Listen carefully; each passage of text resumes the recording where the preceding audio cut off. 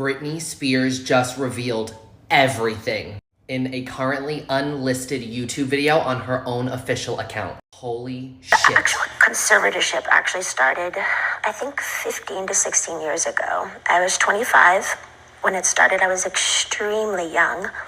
I remember a lot of my friends texting me and calling me, and we were extremely close, and they wanted to see me, but by what had happened, I honestly still to this day don't know what really I did, but the punishment of my father, I wasn't able to, see anyone or like anything. And you have to imagine none of it made sense to me. I literally spoke in a British accent to a doctor to prescribe my medication, and 3 days later, there was a swap team in my home, 3 helicopters, and I remember my mom's best friend and my 2 girlfriends. We had a sleepover the night before. They held me down on a gurner, and again, none of it made sense. Literally, the extent of my madness was playing chess with, playing chase with paparazzi, which is still to this day one of the most fun things I ever did about being famous. So I don't know what was so harmful about that. But I remember my mom was sitting on the couch and she said, "We've heard people are coming here today to talk to you. We should probably go, to a hotel or something." And I never really understood what she meant. I didn't believe her, like, as a lawyer coming here. Then 4 hours later, there were over 200 paparazzi outside my house videotaping me through a window of an ambulance, holding me down on a gurner. I know now it was all premeditated. A woman introduced the idea to my dad, and my mom actually helped him follow through and made it all happen. It was all basically set up. There was no drugs in my system, no alcohol, nothing. It was pure abuse. And I haven't even really shared even half of it. She's called out Lou Taylor. I think the main thing I do remember when it started was my dad's control. He loved to control everything I did. I remember the first day he said, "I'm Britney Spears and I'm calling the shots." And I'm like, alrighty then. My brother was a football player. My dad was really, really hard on him when he was younger. Really abusive. And I think when my mom gave him the idea for the conservatorship and his friend, I think he just really regrouped it and made such a really, really overhauling big deal out of it. And it was just really too much. I remember him always being in the office, and my girlfriend was his assistant, and they would just stay in there all day with the door shut, and I was never ever able to leave or go anywhere. My first job after the 2 weeks of being hospitalized and completely traumatized out of my mind, I did a TV show called How I Met Your Mother, and then I started working on an album called Circus, and started working right away. All I do remember is I had to do what I was told. I was told I was fat every day. I had to go to the gym. I had to I never remember feeling so demoralized, and just, they made me feel like nothing. And I went along with it because I was scared. I was scared and fearful. I didn't even really do anything, and I had like a swap team, and none of it made sense to me. Then I started doing a Vegas show in Las Vegas, and I did that for 4.5 years. I do remember working, and I got to a point where, because my pride in my 30s, I have to live under my father's rules, and, the dancers are playing and drinking and having fun at nights in Vegas, and I couldn't do anything. And I remember just being like, my performances, I know, were horrible. Like, I even wore wigs, and all the dancers were doing all these nice, sexy head flip turns, and I had conditioner treatment in my hair and like these little caps over my head, and just during a whole show getting conditioner treatments just with wigs on, because I was just like a robot. Honestly, I didn't give a fuck anymore, because I couldn't go where I wanted to go. I couldn't have the nannies that I wanted to have. I couldn't have cash. And it was just demoralizing. So I was kind of like in this conspiracy thing of people claiming and like treating me like a superstar, but yet they treated me like nothing. Well, for some reason, I started to get a spark back. I remember recording Glory, and for some reason, I think producing and making music. And I went to this little Spanish house, and I got the fire back in my eyes for some reason. And it was at the end of recording Glory, and my son named it. And things started kind of taking a turn because I started getting more confidence just for myself. And I think with confidence, people kind of like, oh, wait, what's going on now? Like, she's speaking up a little bit more, but it might not be particularly a good thing if I'd been quiet for 15 years. I think with confidence comes enlightenment, which makes you think better. And that's the last thing they wanted me to do, is to actually be better, because then who would be in control then? But it was really tricky because I had to just play this role that everything was okay all the time. And I had to go along with it because I knew they could hurt me. So I'm sitting here, like, my friends all drinking alcohol and having fun in these parties, and had no cash. I literally felt like a nun. My girlfriends from home came to visit me in a spa, and I couldn't even walk into the spa. And they had their feet doing pedicures in the water, and the 3 ices of bottles of champagnes before my show just sitting there. And I wasn't even acknowledged by them, my own hometown friends, when they would come to Vegas. And it was just, it was demoralizing, I will say. You also have to understand, it's like, 15 years of touring and doing shows, and I'm 30 years old under my dad's rules.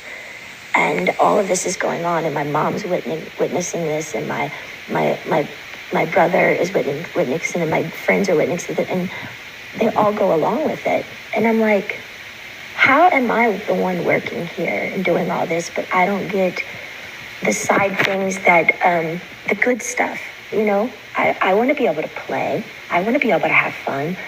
Like, none of it made sense to me.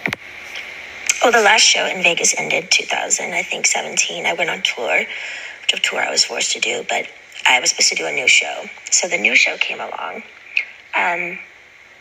I rehearsed, I think, maybe 4 days ago. I don't really remember, but I went to one of the rehearsals and I said no to a dance move. I was like, no, can we do that? I don't want to do this. And then I just remember everything got really weird and quiet, and all the directors and producers went in the back room and just spoke. And that was it. And I was like, well, I don't know what's going on. So we all just kind of like, what happened? And then the next day, I was told that I had to be sent away to a facility, and that I was supposed to say on my Instagram the reason why is because my dad is sick and I need treatment, which was, I didn't want to ever go there. I remember my dad calling me on the phone, and I was crying, and I was like, why are you guys doing this? Like, what? And I just remember him saying, it's not in your hands. You have to listen to the doctors. The doctors are going to tell you what to do. I can't help you now. And I remember his last words were, now, you don't have to go, but if you don't go, we're going to go to court, and there'll be a big trial, and you're going to lose. I have way more people on my side than you. You don't even have a lawyer, so don't even think about it. So I did it. I went to the place. I was scared out of my mind. And none of it, again, made any sense of what they were doing to me. And again, I haven't wanted to share this because it's unbelievably offensive, sad, abusive. And honestly, would anybody believe me? I remember the main thing of when I was in that place, that my heart felt like it was frozen, like it was stuck inside. I wanted to scream and I wanted to get out. And I think by a needle and thread, it was the breathing peacefully inward that I missed the most. I felt like I was in a state of shock, almost like when an old person feels helpless and they're literally going through some sort of shock treatment and they can't relax their body because they don't have the answers of why they can't have their own keys to their car and put it in the ignition and walk outside, and their own security guards at every door saying they can't go, sitting down, drawing 6 galls of blood every week, weak as hell, and then calling, and my family is in Destin at my beach house. Call him out. Call him out. It didn't make sense. It didn't make sense. It's sold now. The main thing I to this day, I kind of stopped believing in God at that time because I didn't know how they could have 40 people leave my house a day and me work from 8 to 6 at night. Be seen changed every time I changed in the shower. No privacy, no door, nothing. How did they get away with it? And what the fuck did I do to deserve that? I couldn't even smoke cigarettes. People on death row can smoke cigarettes. I missed my AA meetings, although I was kind of forced to go to AA, and I'm not even an alcoholic. I actually enjoyed it because I thought the people were brilliant. They shared their stories just to share their story, and in a circle of women and men who just are trying to be better people and trying to touch other people. I missed my AA meetings. I couldn't go in. I couldn't have the keys to my car, no cash, no cigarettes, no door for privacy. It changed me, watched me change naked every day. I did work 7 days a week. No weekends were off. They monitored what I ate. From 8 to 6, I work. Sometimes at 9 o'clock, I'd be able to watch a movie. Finally, the owner of the whole facility that I was always texting to try to be able to go somewhere, just get out of the house, that place somehow. He had to let me go because the Free Britney campaign came out. With all the pink t-shirts, I saw it on a lot of the morning shows, and people by word of mouth. He had to let me go because the Free Britney campaign came out. With all the pink t-shirts, I saw it on a lot of the morning shows, and people by word of mouth, and I think just by my fans knowing by heart that something was up. I remember one of the guys were on an interview on the street, and he said, you know what, I could be totally wrong, and if I'm wrong, I'll be really, really embarrassed, and I'll just go have a drink somewhere. He said, but I do feel like they're doing something to her right now, and I'm not surely what it is, but that's what my heart says. But the whole thing that made it really confusing for me is these people are on the street fighting for me, but my sister and my mother aren't doing anything. To me, it was like they secretly, honestly liked me being the bad one, like I was messed up, and they kind of just liked it that way. Otherwise, why weren't they outside my doorstep saying, baby girl, get in the car, let's go? I think that's the main thing that hurt me. I couldn't process how my family went along with it for so long. And I mean, almost half a year, you know? And their only response was, we didn't know. I'm like, I'm on the phone telling you right now, I'm here, please. Eventually, by the grace of God and praying on my knees, I left the place. But I was still scared. I was really, really scared. And from then on, I had support. I needed a lot of support. And I found 2 really, really great people that would come to my house weekly and just help me with my mind, because I didn't understand all the therapy that I had to do there. But why have therapy when it's forced and in like a militant, almost prison-like way that like is where you're not even all there? None of it made sense. Well, I think my strength grew because I didn't reach out to my dad anymore. They were playing the game of ball and twist of, you know, she's going to come running back to us because, you know, we've scared her and we're the bosses here. But I didn't. I just stalled, and I stalled, and I stalled, and I stalled. And finally, I think they just knew I wasn't going back. And I finally got a lawyer. A wonderful friend finally got me a lawyer. And he really helped me through it. To me, the thing was, I think the trauma of all of it and just the whole thing together and going down to how much effort and work and heart I put in to what I did, down to the details of how many rhinestones are going to be in my costume. And I cared so much. And they literally killed me. They threw me away. That's what I felt. I felt like my family threw me away. I was performing for like thousands of people at night in Vegas, the rush of being a performer, the laughter, the joy, the respect. I was shaking over 40 people's hands every night before a show, training weekly, 3 training sessions a week, AA meetings, therapy sessions. My dad literally, I was a machine. I was a fucking machine. Not even human, almost. It was insane how hard I worked. And the one time I speak up and say no in rehearsals to a fucking dance move, they got pissed. I feel like the scare tactic and how badly they treated me in the end, I think they thought I was going to come begging back to work again because they thought, I needed them. Because they did. They put me in an ignorant, scared state of mind to make me feel like I needed them. And if you don't do what we say, we're going to show you who's boss. I didn't play their game anymore. I got on my knees every day and I prayed. I held on like a needle and thread to some sort of existence because they had made me feel like nothing for so long. I knew in the deepest part of my core, I knew I'd done nothing wrong and I didn't deserve the way I'd been treated. I do think the hardest thing for me was I wanted to use my feet and leave and run or go somewhere. I had to be placed in a chair from like 8 to 6 every day. I couldn't take it. I talked to rabbis. I've talked to grown men about it. And they're like, we don't see how you did it.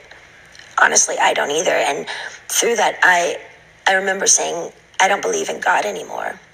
I honestly deserve an award for acting like I was okay every day. I thought they were trying to fucking kill me. I remember one time I was backstage and I needed my inhaler. And I opened up to my assistant because I had my phone with me, which I'm not supposed to have my phone underneath the stage. We had it all set up to just leave, and it was a secret relationship. And I said, my biggest fear was, what would my dad do if I did do something wrong? What if I left the country? What if they found me? And what would they do? And I said, I feel like they would lock me up or something or really hurt me. And she looked at me and she said, are you kidding me, Britney? Your dad would never do that to you. And I didn't even do anything wrong, and he still did it.